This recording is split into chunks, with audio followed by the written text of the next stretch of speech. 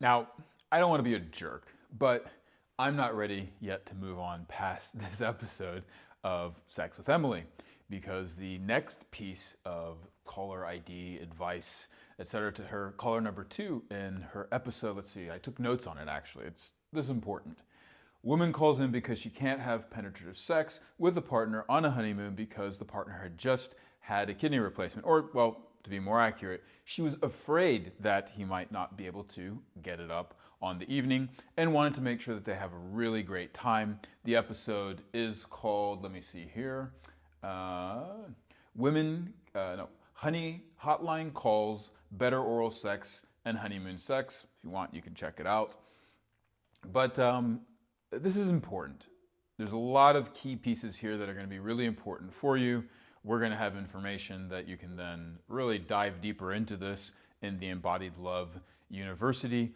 But let's go ahead and jump into and break down this call. Before I do that, though, I just want to say, Emily, whatever she, her experiences, etc., I really think that she probably does have a passion about this, really does offer communication to people, and I would even go as far to say that it has really good intentions with it. Now, the other side of this and why I'm really doing this, and frankly, one is only as good as the schooling and education that they had, and this is where I really want the change to happen, is that this sexual wellness industry needs to have better, real education that goes beyond what is typically offered in the sexual wellness industry, and that is why you should listen to the rest of this video to see what those options are out there. And then I also want to provide you resources that you're going to be able to see in the section below in terms of what it is that you can really do to start to not just learn skills, tips, and techniques, but really boost your bedroom IQ. So without further ado, let's jump in. We have a client calling in. They're saying that they're having this honeymoon coming up. They're concerned that they're not going to be able to have a good sexual experience during that time because his erections have been inconsistent and they can't really predict what it's going to be like on that day. So how do they stack the cards in their favor? They have been extremely sexually active before this kidney replacement, which I guess had happened in the recent time frame of this call, and then going into their honeymoon. So this is the person who likes having sex. This is a couple that likes having sex. This is a guy that really enjoys his partner. Now, first of all, the typical advice, and I don't know why the sexual industry does this all the time, is to really get people to go away from penetrative sex. She's frankly asking about penetrative sex is my feeling from it. It's not really being asked, but immediately the first suggestions around how they can have intimacy is, well, hey, there's this really great candle wax set that you can get, and do massage. This is something, an advice that Emily is giving on repeat. Not as much the candle wax, though that's there. More so a product and then massage. These things are amazing, but if what a couple actually wants is to be engaging in penetration, or if the issue is actually around the erection and dealing with the erection, why not give advice that actually is going to help with that? So next, the next kind of phase, once that suggestion is put out there, it's actually being stated, well, this isn't just about me receiving a massage. I'm actually wanting to do something for my partner. So this is another piece of a lot of sexual intimacy advice, is always revolving around giving pleasure to the female component of the couple.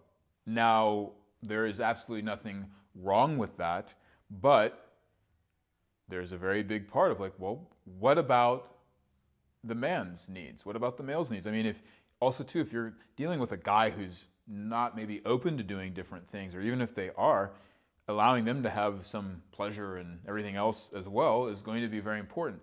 And that's even still not really where we need to be going. If we're really looking at Do you have a therapist? Do you have a coach? Do you have someone giving you advice that's really useful? It's like, well, these things don't have to be turn taking. And this is my biggest pet peeve, is the solution's always do turn taking. Now, there is definitely a time and place for that, but people also want to have a mutual experience. There is a reason that we are geared, and I'm not even going to go into the statistics of all the health benefits of what science is calling PVI, penis to vagina intercourse, but as opposed to saying, oh, well, that's, not really how women receive pleasure and it's not the main thing. Well, it's like, well, then why are people always asking about that? And you can give me the answers of cultural programming and the patriarchy and everything else, but the fact is that our bodies are built that way, and the whole, even if you just want to go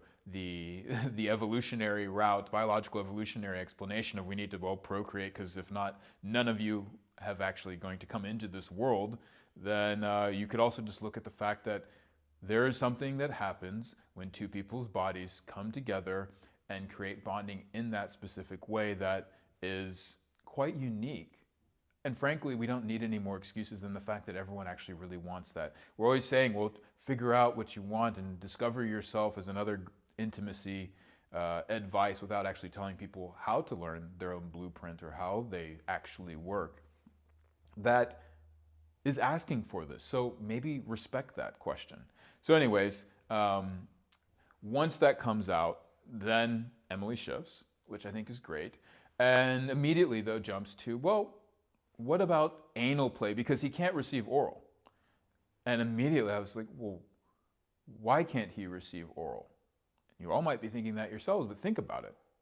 Why can a person not receive oral sex because they can't get an erection?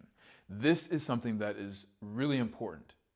A lot of men have tons of insecurities around only being valued if they can get it up immediately, if they can keep it up for as long as their partner wants, and then ejaculate when their partner wants. So for a guy to actually be valued and enjoyed with a soft penis is going to do tremendous amounts of just repatterning, repairing, rewiring the dynamics of the relationship from his past, his present with you as a partner, and then also the future. So do not underestimate the importance of interacting with the soft penis. And there is tons that can be done with there. So I just wanted to say this, because immediately this jumping into promoting an anal kit, while there is nothing wrong with this at all, just seems to be, again, we're skirting around the fact that they're wanting to be able to enjoy a penis with, a good, healthy, strong erection, or even just incorporating that part of the body even without the erection, given the circumstances of that night. Now, after this is kind of brought up and the person says, yeah, actually we did experiment some with this, immediately the advice goes right back to massage and candle kit to promote that and help the person, sort of bring in that intimacy where he is now the one on the receiving side. Okay, yeah, good advice. And it could also add in there that maybe they should do some kissing. Maybe they should also speak about the issue. But again, this is kind of like, well, yeah, but that's not really where they're struggling. So let's get to what it is that the person's really asking for. And that can take some time to ask some questions to figure things out. So once this goes in and the person says that, slowing down, touching his body, these are really great advice pieces. The next piece comes out as, yeah, okay, well, you could also incorporate these nails that you add onto your fingers to add extra stimulation for the massage. Fine, but we're still skirting around the fact that they want to interact with, the man's cock. Now, after that, then she finally asks the question, well, does he actually like having his penis being touched? Ding, ding, ding. That is a really good question to ask, because it very well might likely be, it's like, no, he does not want to interact with this part of his body if he doesn't, get an erection. And the caller says, yes, absolutely loves it. So right there, we have an opportunity to go into, well, how would one begin to interact with a soft penis? And frankly, when I have spoken to clients, as well as my colleague, Dr. Saida, it's like there is a huge amount of people who really find the soft penis fascinating, and that there's a lot of things that they find easier to do with a soft penis compared to one that's fully erect. So then, after that gets brought up, right away, Emily goes back into ways to interact with massage again, using temperature play, music lists, creating this sensual space, and what was it, even some other things. Oh yeah, wearing sexy clothes, stripping, and having fun. And I was just like, wow, okay. Again, we're getting away from the opportunity that is here. And I do not want to vilify Emily, but what I am clearly and strongly stating is that wherever her education came from, it clearly did not really get into, or at least it's not being used, around anatomy, around dealing with the body as a system of pleasure. And this is something that's so key to my methodology, so key to Suction Sex, is understanding sexual anatomy not as a system of reproduction, but as a system of pleasure. And how does one work with what it is that they actually have in any state of arousal? Let's continue though. Next, the question was, well, if you have a sex life that focuses just on penetration, it's going to get really, really boring. And that wasn't even the question. That was what Emily stated. To me, I'm like, what? Is this honestly what our perspective of penetration is? Later in the episode, you find out that Emily herself would typically end relationships at 2.5 years because the sex would get boring, and then didn't really know what to do, felt that things faded, and so would move on to the next. Which makes me go, oh, does this person actually have the training and skill set inside themselves? Because frankly, my clients, Dr. Saida's clients, my own personal experience, her personal experience, Dr. Saida's, is that no, sex does not get more boring with time.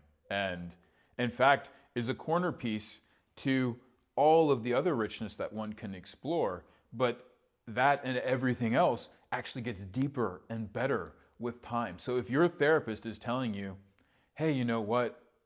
This is normal. No, it's not. It's common. I'll give you that. But normal?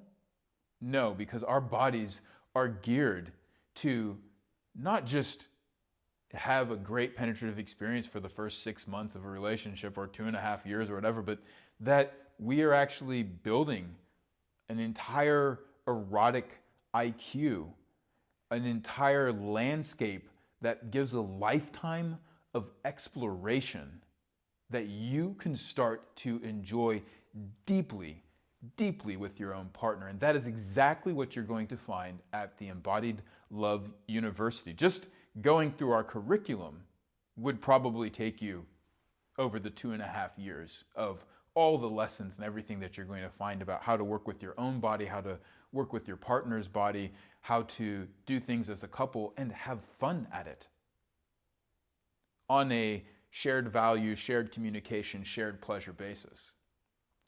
Now, again, the call ends, and there has still been no advice, not a single one, on what to do with a soft penis. That to me is mind-blowing. I don't even know really what to say about that. Maybe, sometimes, hey, we're not always on our A game. It's a call, it's spontaneous. Maybe things didn't come to mind, but I would think that this is something that's pretty common and that you would be able to address. So if you have a professional that is not able to address that, then bye-bye, next. Get second, third, fourth, fifth, sixth opinions. You know what? Forget all those opinions. Just come to us. We got you covered. Now, these are the things that I would have been checking for if this was in my wheelhouse. Someone's coming to me. Do they have sensation? Well, she did ask, does the person like this? Are they open to that touch? Does he actually get a semi at different times? What is the likelihood that this isn't going to happen on that night? What are the things that you could do to start to prep yourself ahead of that night?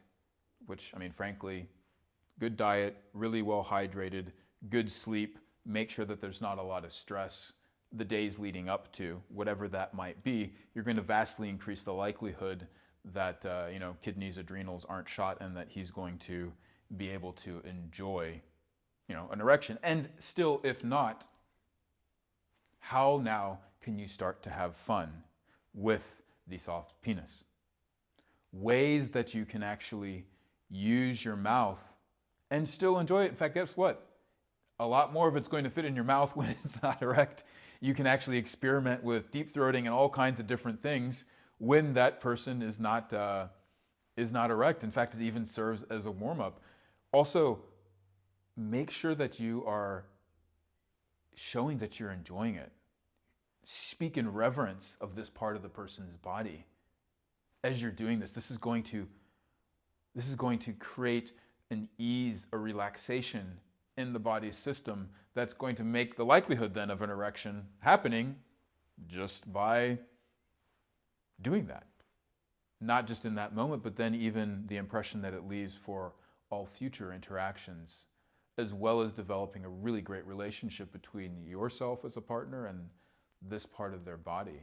And whatever healing and repairing process they have, it's going to also accelerate that. Now, this is just to start with. There is a whole section on how to even have penetration with a soft penis. Ways that you can use your hand, that if it's not pumped full of blood, that you're literally bringing the blood into this part of the body, and how you can then start to activate your own body to then bring that person in, whether they are hard or in a softer state.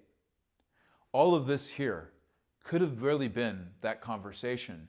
And there is nothing wrong with all the other advice that was given, but if a person is asking specifically around the thing that they are asking for, why are we avoiding it? And why are we promoting mediocrity and just saying it's normal and therefore it's okay when it might be common, but there are many other options out there? So again, this is a lot. Digest it. Come back for more. I'm probably not yet done with this episode because there's a couple other calls in there that as I listen, I'm like, I think that this needs to really be addressed. This might be an ongoing theme, but I'm still stuck on the point that I ended the last talk around this with, which is sex with Emily. As for me, no thanks.